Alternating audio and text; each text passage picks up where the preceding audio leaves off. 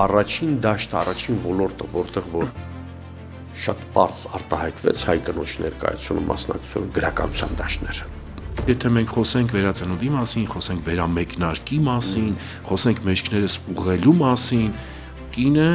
այդ թվում իր մայրական բնազդով այդտեղ եւ անում է իրենից կախվածը եւ անելիք ունի։ Այդ տարիներին բանասիրականի միջանցներում նույնիսկ թավալ եկողը, լսարան չմտնողը, դասից փախնողը միայն ինչ-որ բան սովորում էր։ Եթե իրենք չսովորեին, այն սերունդը չէին ստեղծի այն տղերքի, որ գնար Արցախ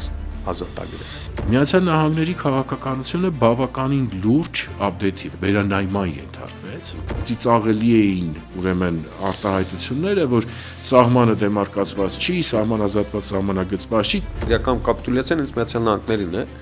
Այստեղ որովհետև 70% այդ հազագյուտ մետաղների Ռուսաստանի տիրապետության տակ է։